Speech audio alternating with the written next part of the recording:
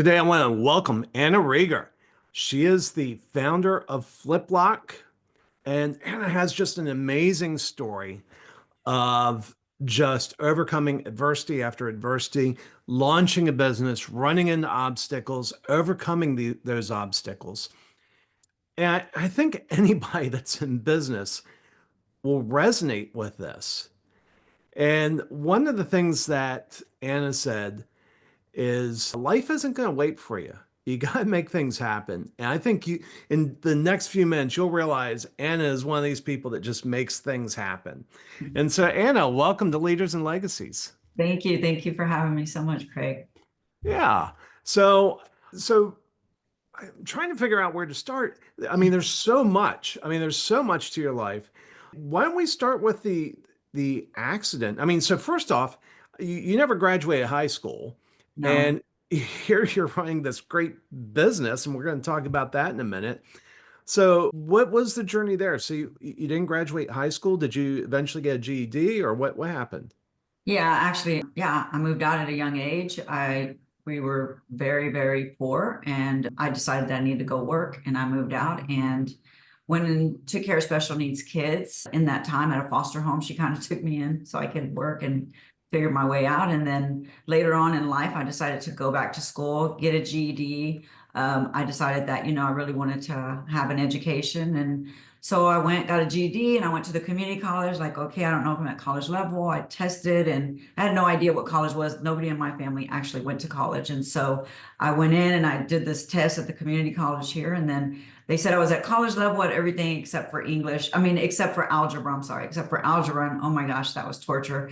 But anyway, I go through, I was going to be a nurse. I get associates in science, go to University of Houston, get a bachelor's in science. I'm going to be a nurse. And then it comes time to go into the practical world of nursing, where you have to kind of like go and do clinicals. And I just didn't have the support to be able to go into that, to do that. So I decided to take a minor in entrepreneurship and marketing. And here I am now in entrepreneur world. Yeah.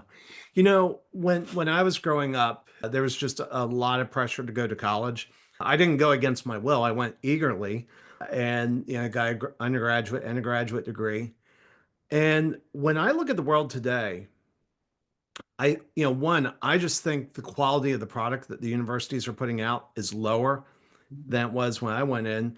I think the prices have gone through the roof. And I don't think, college, a university degree is the golden ticket that it once was. I'm seeing more and more people like you that just they just wake up in life and say, hey, I'm going to make things happen. I see more and more people fitting that mold. Right. I mean, I agree. I think, I'm a mom, I have kids, so of course I want to encourage them to go to college. So with that, I'm going to just say, it did give me a perspective that I didn't have, right? As somebody that lives on your own, you figure things out on your own, you make things happen on your own. College gave me a different experience of actually, learning how to do research, and I think that those kind of tools actually help me to be able to go into business, to do research, to know what I'm looking for. Why am I, why would I do this? Why would I take this even idea and go into make it a business? Is it a viable business, right? Those kind of things you learn in school. They don't teach you, entrepreneurship doesn't teach you entrepreneurship. You got to go out and I have a very expensive MBA. Although I did not go to college for that, I can guarantee you that my experience outweighs any MBA that a lot of people have in the world, because I've started and, learned from several businesses, and not all of them were successful, right? Yeah. Yeah. And I think MBA degrees are for people that want to run someone else's business, usually a very large business, Mhm. and they have a certain mindset. My wife used to work for a Fortune 100, Fortune 500 company. I forget, a very large company. And just this morning, we were talking about LinkedIn, and she said, "Well, the only reason I go to LinkedIn is to see which of my former colleagues have been laid off recently." And I feel like MBAs, they run businesses by spreadsheets, and what's missed in that is the heart. And I told her, that when that company, when she worked for them, she said, "Hey, there's a rumor going around that they're going to be bought by private equity." And I said, if they are, the very first thing they'll cut is customer service. Yeah, that's terrible. but that's how they think, and that's what you learn in MBA school. I think you got a better education, probably more expensive, as you said. But before we go into FlipLok, you had an accident. I mean, and you are just, for those that are listening, and I hope this isn't too forward, but Anna, you're gorgeous. You're absolutely gorgeous. But you had a life-changing accident that threw that in jeopardy. Yes. I was 21. I just turned 21. As you know, I lived on my own. I didn't drink or anything, and my boyfriend at the time decided that we should all go out for our birthdays. We all turned 21, and my cousin was with me, and we went to our club for the first time ever in my life. And he was designated, and he really wasn't designated. And I didn't know he was drinking. I had 2 strawberry daiquiris.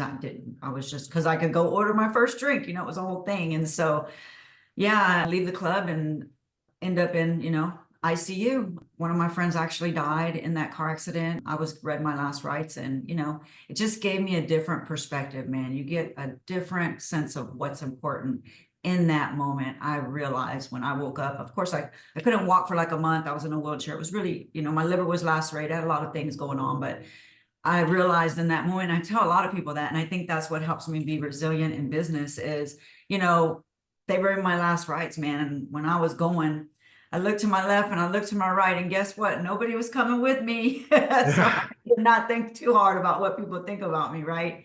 I looked down, and man, nothing was coming with me either. Everything was cut off, and I was naked back the way I came into the world, right? So it gave me this perspective of, don't worry all the time of what people think. Don't worry so much about material things. They're nice, they're great, yes, but that's not what I want to be about in my life and my future. And so that's when I decided that I wanted, my dad had died. I went through a lot of things at that particular time, right around that particular time. And I just wanted to do something different for me and my family. I'm the oldest of 7.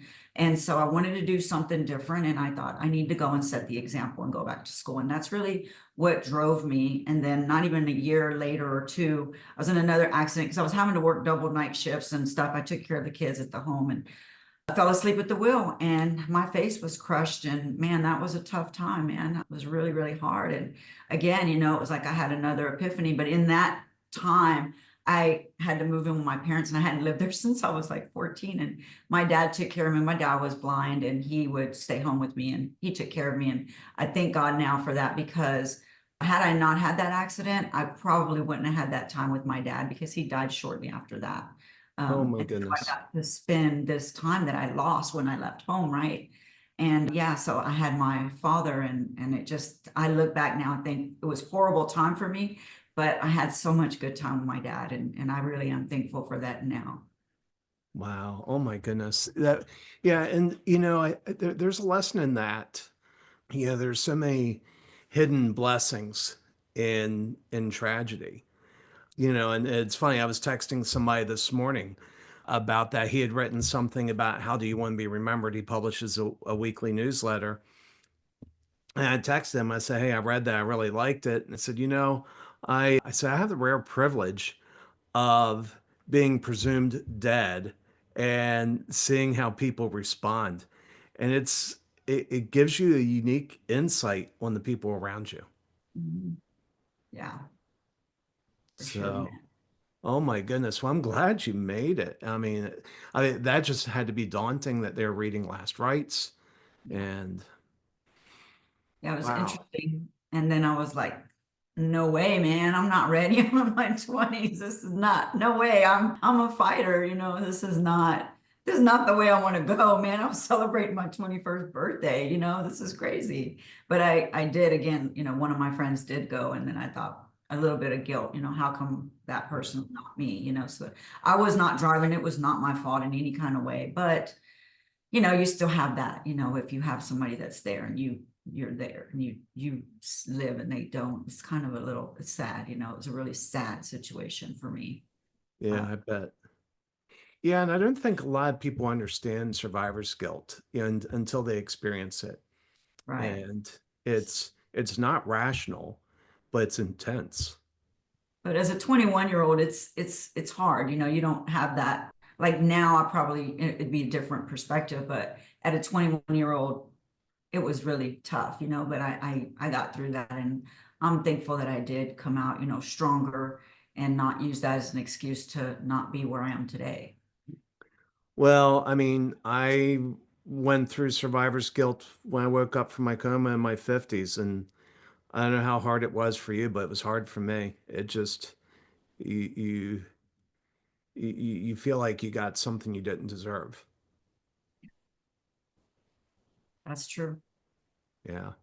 But then I also feel that I'm supposed to do something, and that's part of what pushes me every day too, because of that situation. I am here, and there's something bigger that I'm supposed to be doing, because man, that was tough. Yeah. Well, let's talk a little bit about FlipLok because you're making a big difference there. I mean, when talking about mission, what is FlipLok and how did it come to be? So I'm a mom, like I said, and I'm a stepmom to five. I have a biological daughter with my husband. She's now older, 13. And she was in elementary, and I was sitting in my office, and I got the alert that I never got with any of the other kids. So it's never realistic for me that there could be a lockdown active situation in our area, much less our school.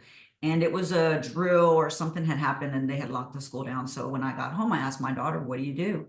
She said, "Oh, mommy, I run in the classroom. My teacher, get against the wall with my friends. Teacher locks the door. Teacher turns off the light." And I thought, well, okay, how do you know if the door is locked? And she said, "Well, I don't. The teacher does that." "Well, can you lock the door?" And she was like, "No, mommy, teacher." I said, "Okay, what do you do if your teacher's not with you?" And I got deer in headlights, and I was absolutely, I mean, I saw it in her face. She was scared. She didn't know what to do if her teacher wasn't there. And I was scared.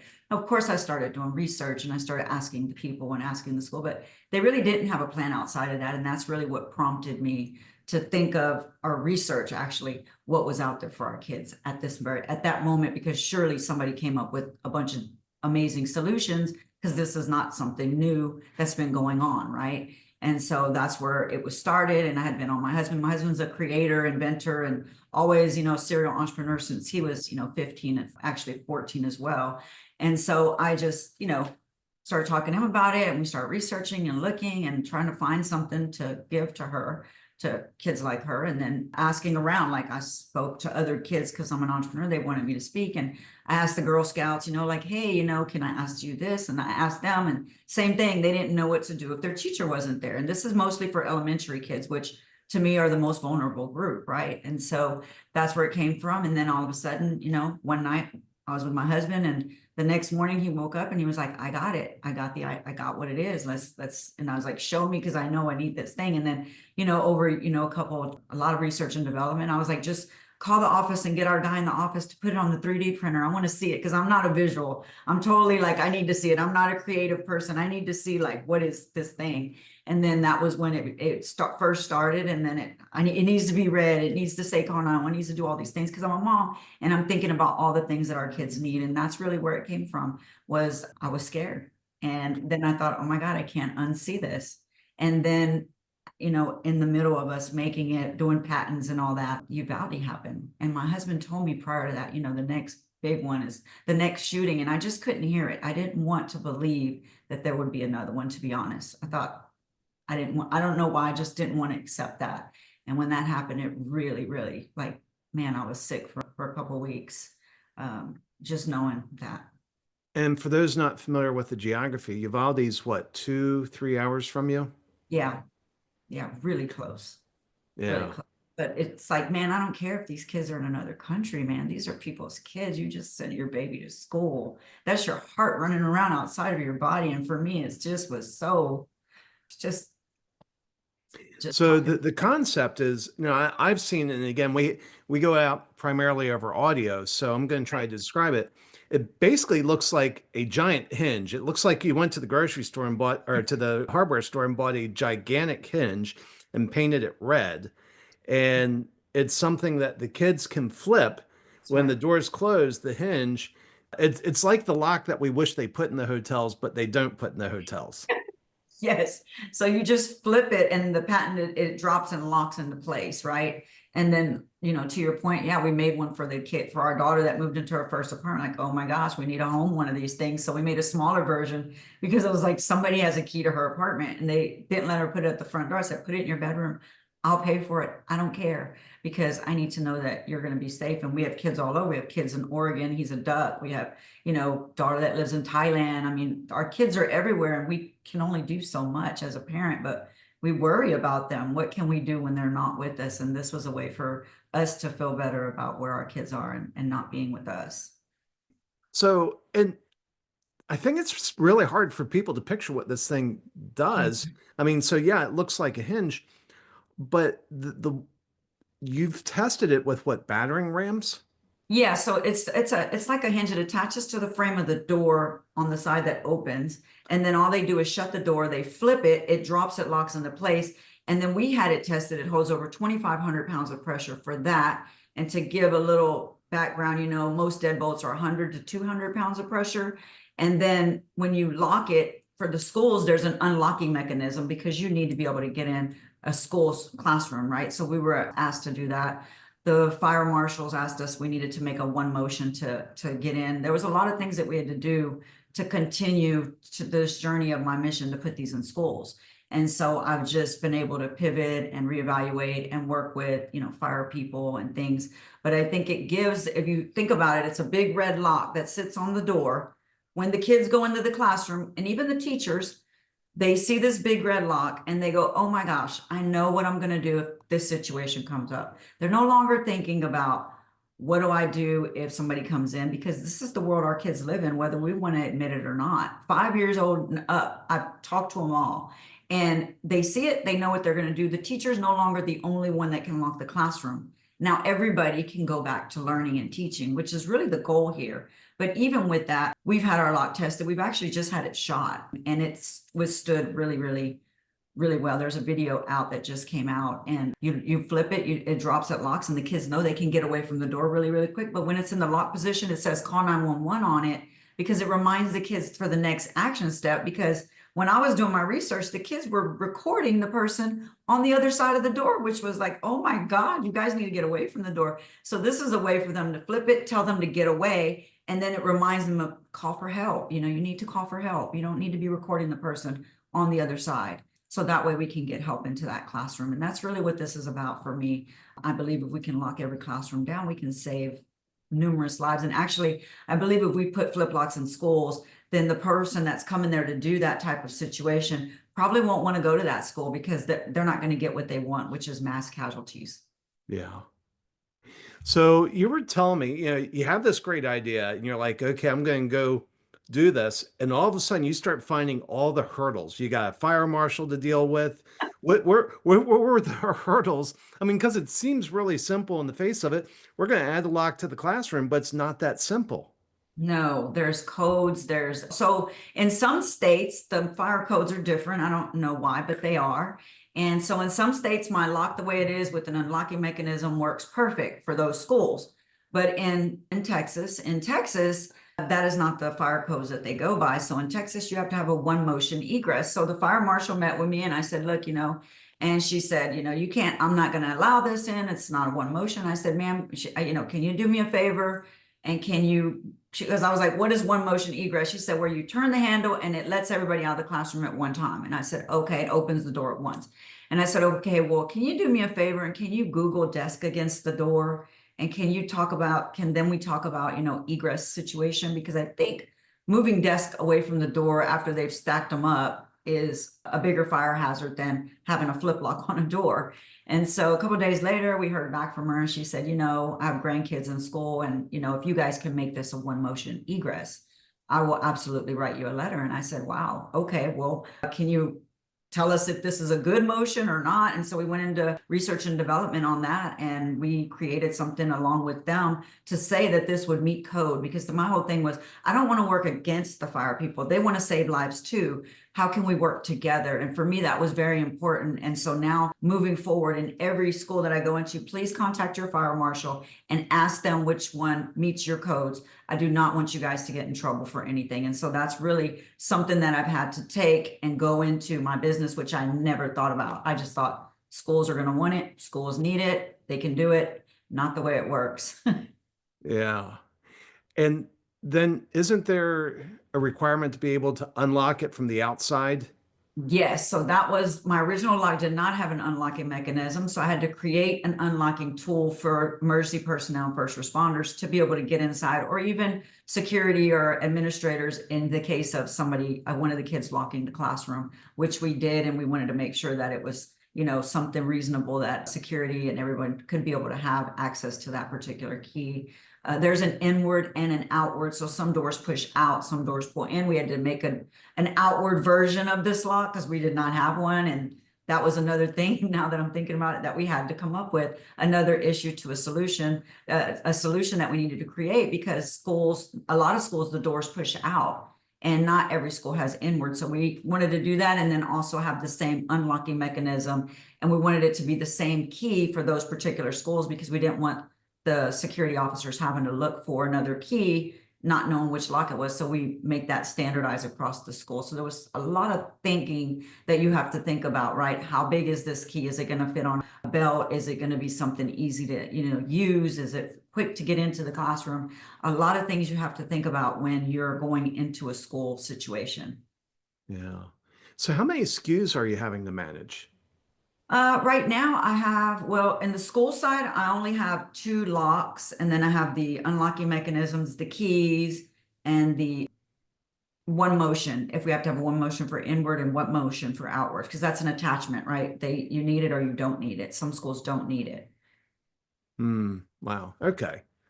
And Wow. then the home version, I have 3 colors of the same size, and then the outward, a smaller outward, because we didn't have that either. But people were like, I would love this for my home, but my doors open out. And I was like, just make it. My husband was like, I don't know, let me think about it. Let me think about it. And then finally we made one and people want it. I guess coastal homes have to have it because their doors are outward swinging, which we live in Texas. And we didn't think that. So we made that as well. And so that's another thing that came out of this, with people calling and asking us if we could really make something better than what was on the market. Apparently there's not very many locks that are strong enough for people that they felt they wanted us to make one. So we did. Yeah. Well, in the ratio that you were talking about, your average deadbolt's good for, what'd you say, 100, 200 pounds, Right. and yours is 2,500. The red lock is 2,500. The school lock is 2,500. The home one was tested by QVC because I went on there and they said 1,669 pounds of pressure is what the home lock does. But we actually had both of them shot, and both of them stood up to an AR-15 bullet, and several of them actually. So I was told it was going to bust apart when they shot it, and I was totally prepared to have to scrap the whole deal. But when it didn't, I was so excited to show that what I say, because people would ask me, Anna, what happens if this is what it's made for? Have you tested it? And I don't shoot guns. I don't know anything about that. So I met somebody that interviewed me a year ago about it. And so I went on, asked him for 6 months, like, can you please? He was like, I'm just going to tell you, I think it's going to blow apart. And I said, well, I really want to see that. Like, if it does, then I have a problem. So, and it didn't. So I was really happy to see that it held up. One of the things I admire is the way that you worked with the fire marshal. Instead of seeing him as an adversary, you enlisted them as an advocate. And I remember back, I live in a suburb of Austin called Bee Cave, and there was this guy that was working on this big development, and I went to a Chamber of Commerce meeting, and he's talking about the development, but when he's talking about it, he's just ripping into the city council left and right. And these are the people that have to approve his project. And there were council members in the meeting. And I went up to one of them afterwards and I said, Chris has an interesting method of persuasion. And they laughed and they said, yeah. It was interesting. There was someone else who was applying to P&Z at the same time to have a building. That building has been open. It was actually 2 buildings. It's been built, open, and filled with tenants for at least 5 years, And the other project that they just started working on it in the last 6 months. And, we run into these barriers. We run into fire marshals. I love your approach of working with them, turning them into advocates. Right. I even went to a Door Hardware Institute person. They're like a nonprofit. And I said, can you tell me if this meets code? Because it's got a hole in this and this. And the guy read through the code book. I said, and just tell me, privately if I need to fix something before you blast it. And he was like, absolutely, Anna. And he did. And he was like, thank you for bringing it to us. And so I shipped it to them and it met everything. And he even quoted the codes. So when schools or people like building people try to tell me it's not, I send them the codes and I get the expert guy that he has nothing. He goes, I cannot endorse it. I can just tell you if it meets codes. And I said, that's all I want because I have no clue what these people are talking about. Right. And so I think it's good, like you said, and I always say you can get more bees with honey than you can with vinegar. So you should always practice being kind. Kindness is just a theme for me. I believe it doesn't cost anything to be kind. You can change somebody's life by smiling at them, saying something nice. You never know what people are going through in their life when you're passing by. And if they're angry, they may be dealing with something that you don't know about. And so you should really just practice being kind. And that's important for me. Yeah. Well, and in your journey, if there was one piece of advice that you would share with other business owners, something you've learned in the process, what would that be?